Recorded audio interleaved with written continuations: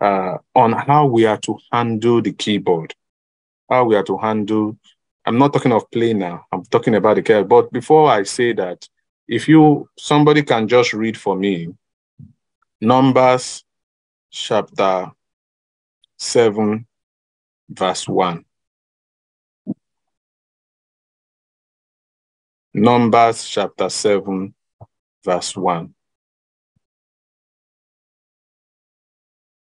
Is anybody there? Numbers chapter 7, verse 1.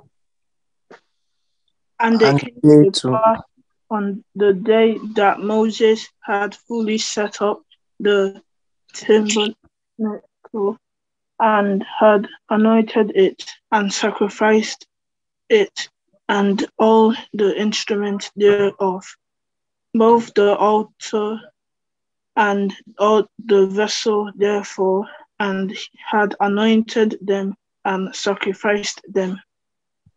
Thank you very much, Brother. See, all the instruments that were in that tabernacle were anointed and were sanctified. That's simply telling us that every instrument we find in the house of God are anointed and they are sanctified. I just want us to have a baseline.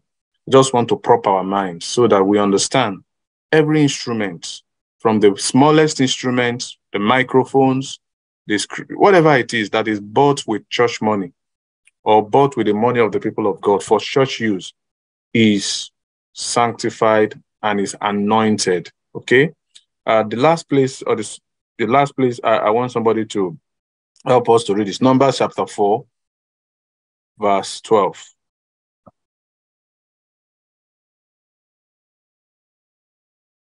Numbers chapter 4, verse 12. And they shall take all the instruments of ministry,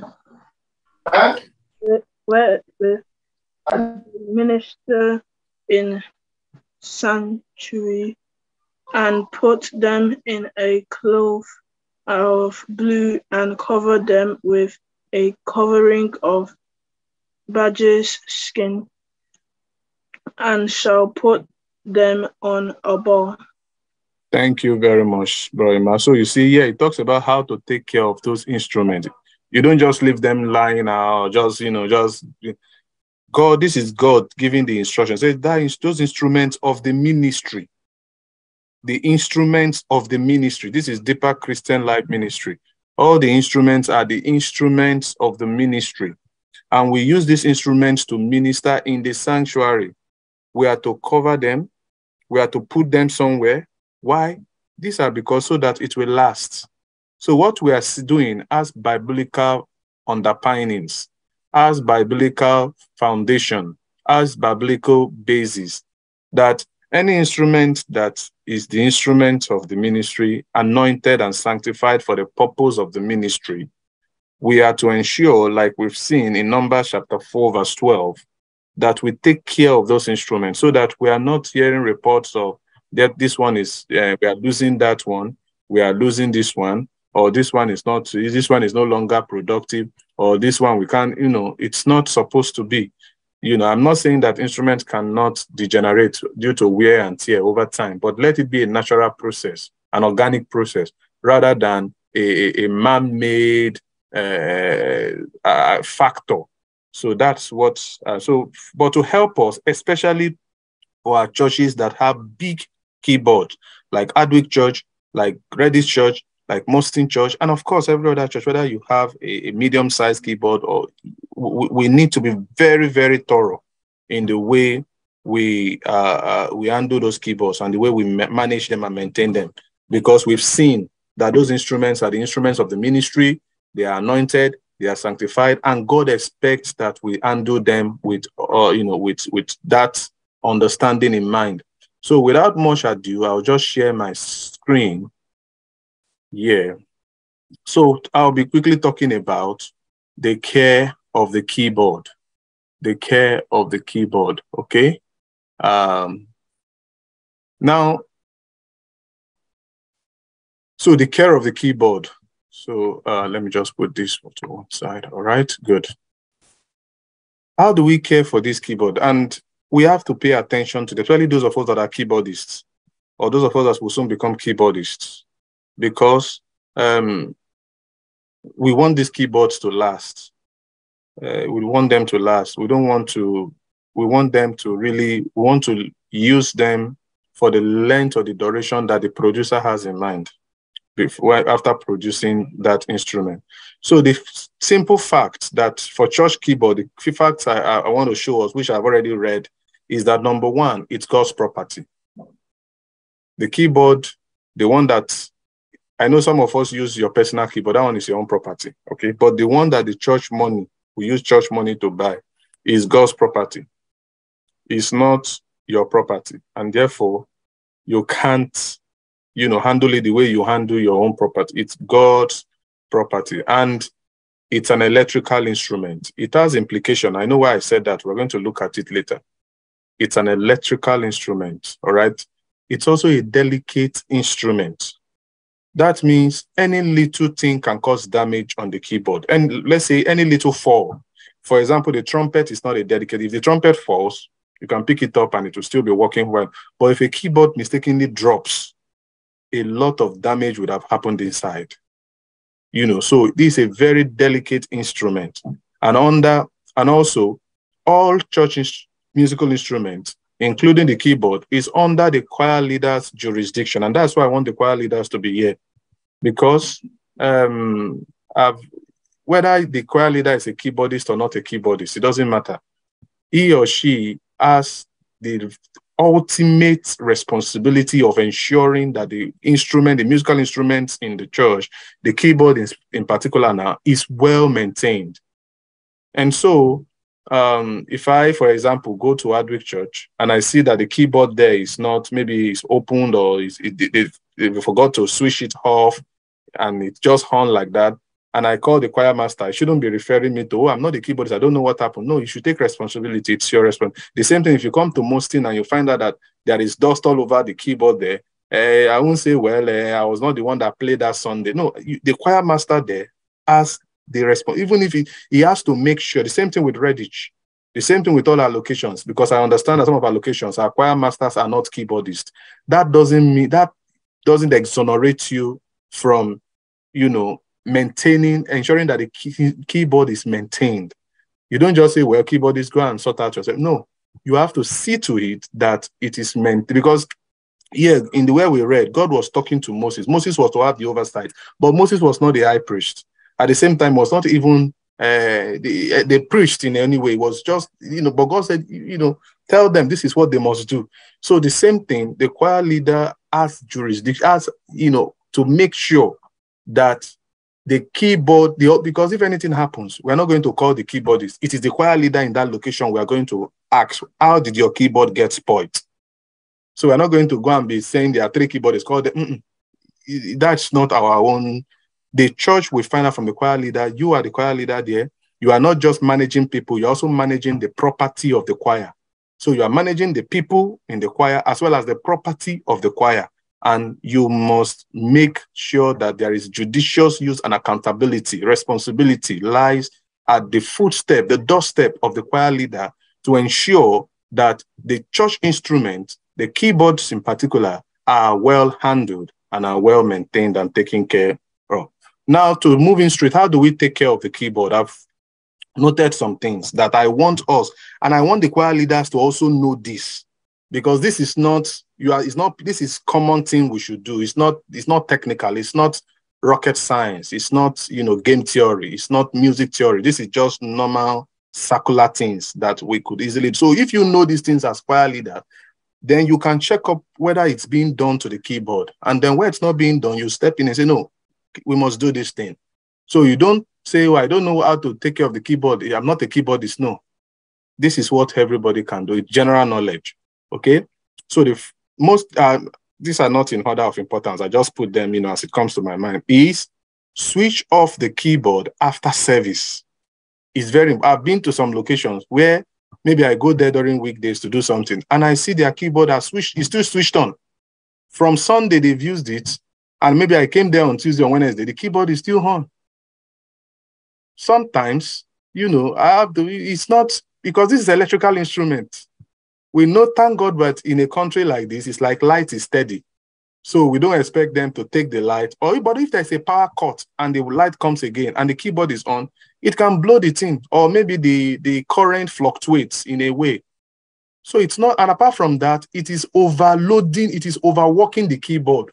It's like you leave an engine of a car running for days. You just on your car and you just leave the engine for that. It will run down the lifespan, the duration, the longevity of that equipment. So please, after the every service day, the keyboard must be switched off. And I said it has to be switched off from the keyboard before switching it off from the socket in the wall. I'm also guilty of that. Like, for example, in my own location, I don't know who does that, but somehow I find that anytime sometimes if I go to horn the keyboard and I horn the socket in the wall, the keyboard comes up and I'm like, okay, the last time we used this thing, we didn't switch it off from the keyboard. We went to switch it off from the wall. What of when I horned that socket in the wall? When I horned I don't know what they call that thing, the socket, the one connected to the wall, the mains. When I horn the mains, what of if is sudden surge or comes from the keyboard and the whole thing explodes? This is an electrical instrument. What you do with your electrical instrument is it's just like you want to bring out the battery of your car. You don't switch on your car and then go and bring it. You switch off and then you bring out the battery, or the same thing. So please, keyboardists, let's ensure that we switch off the keyboard from the keyboard first, then from the wall, after every service, so that they can rest. The keyboard can also breathe. The keyboard can rest, and then recuperate for the next time you want to use them. Then cover after service. So now I've ordered for keyboard covers for all our keyboards in the region. So I'll be sending them to the choir leaders. Our keyboard, whether small or great, must always be covered after every service. The reason is because dust can settle on the keyboard. And for example, the new keyboard we bought is touch screen. If dust keeps settling on the screen, before you know what's happening, the touch screen will not longer work, or anything can happen. Rain can, roof can leak, anything can happen. And then the keyboard should be covered with the covering clothes we are going to give you. Make both this, if you're using two keyboards in your location, the two keyboards must be covered, You finish and you finish. In fact, that's where we read in Numbers. That's what it says. Cover them. When you finish using those instruments of the ministry, cover them. So there should be not just switching it off, you cover. There should be covering. Then, anytime because sometimes we may require to move the keyboard outside your location. Please, the keyboard must always be carried in its bag. All keyboards in the region now, at least the major ones, they have keyboard bags. Don't carry keyboards and just put in your car or in a taxi, because it can hook somewhere else. In the process of moving it, something can cut or something can drop or something can break. And then, some of these things, when they break and you may not find a way to replace them again, it becomes permanent damage. So please always carry the keyboard in the bag. So for example, we say we are doing something here, we want Muslim church to come with that, especially the big keyboards, because they have many parts that are shooting out and many buttons, and we say, we want Muslim church to bring their Tyros 5. Don't carry it. We have to carry it in a bag. It has a bag. We have to carry it in the bag to where we are going to. The same thing with all our, keyboards that we have in our locations. And please, if you are moving your keyboard outside your church location, let your choir leader be in the know. So we don't just see keyboard appearing somewhere and the choir leader is not aware that the keyboard, because like I said, he or she is in charge, all the instruments has been put in their trust, as the choir leader. So please let the keyboard, the choir leader know. Then let's clean the keyboards periodically. Some keyboards, if you think maybe go back to your church and check. And just use your hand to rub. You see dust on keyboards. It's an electrical instrument. If dust settle on it and go, so that's why sometimes you find out that one key is no longer working again, or two keys are not working again, because dust have settled in over time. So maybe once in a month, you use a clean, not wet, don't use water. Don't go and put water and clean something, please, because it's an electrical instrument. If water gets inside, it can start shocking or it can damage something. Clean, dry, soft, not hard or rough, something soft so that it doesn't scratch any screen or scratch anything. Something soft, and wipe, give it a good wipe. All right. We do that periodically. We want it to last. So these are part of the ways we need to care for our keyboard. Then another thing we could do is we could appoint somebody that will be their responsibility to ensure that, for example, after every service, the keyboard is closed, the keyboard is covered, is off. That will be their responsibility to make sure that after every service, the keyboard is taken good care of. So it's not, yes, it's everybody's business as a choir member, as a choir leader, as a keyboardist, even if you're not the one appointed by the choir leader to kind of look to that business, it's still your responsibility. Before you leave the church, you are a keyboard, look at it. Is it covered? Is it off? Is it, we do it together. But the person that is given that responsibility by the choir leader will now be the one to ensure that, for example, okay, it's time to give this keyboard a good wipe. Bro X, bro Y, please, next week, try to give these two keyboards a good wipe. I'll bring a soft cloth we could use to do that. There should be somebody in charge of that. Then I've seen sometimes some people putting bottled water on the keyboard. Please, let's stop that, please. It's not appropriate. It's an electrical instrument. You don't put bottled water on on something like that. You can put your bottled water on the floor, or you have a stool by your side and put your bottled water. It doesn't look clean or good or pleasing to the eye to put bottled water, because the bottled water can tumble. Some people even finish playing and they forget the bottled water there. So good. Now, no legs on the keyboard stand. I know sometimes, the way the keyboard stand is, you want to play, you put your legs on the keyboard stand. If the keyboard stand can collapse under the weight of your leg, and if the keyboard stand collapses, the keyboard comes down, or maybe the key, we need to just also just mention that. Then this one is very important. Check the strength of the stand periodically. 1 month may be too small, but let's say maybe once in a year. Maybe once in a year. That shouldn't be 1 month. Maybe once in a year, and replace where necessary some of our key. So because you can imagine a stand carrying a keyboard for 1 year, 2 years, 3 years. You've not even checked whether the knot that you are using to hold that place that is you are adjusting, whether it's breaking already or whether the thing is shaking already. You just leave the keyboard and you have been pressing.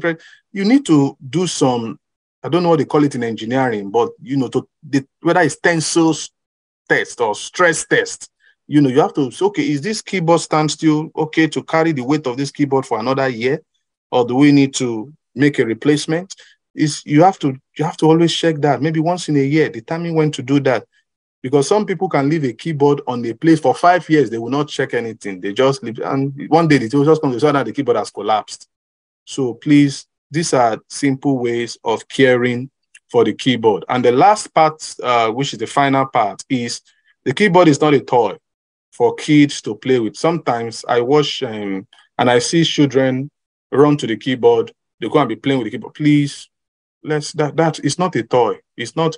It's an anointed instrument. It's a sanctified instrument. That we shouldn't toil or allow children to toil or make a toy out of these instruments. We are to gently move them away from there. Because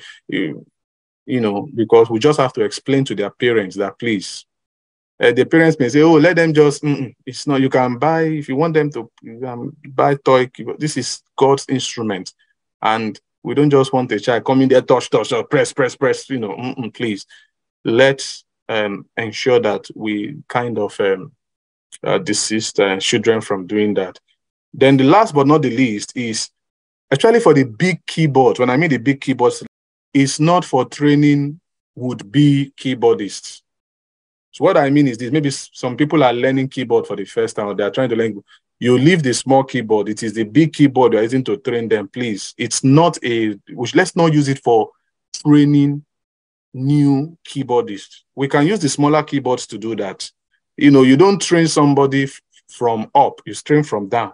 Let the person be used to the smaller keyboard first, know how to manage the smaller keyboard first before you move the person up. And I pray that the Lord will bless us in Jesus' name. Let's remember once again, the church instruments are God's property. Let's use and maintain them with reverence and godly fear. And the Lord will bless us as we do so in Jesus' name. So that's the end for the keyboardist. Any question before we pray and then we dismiss the keyboardist and then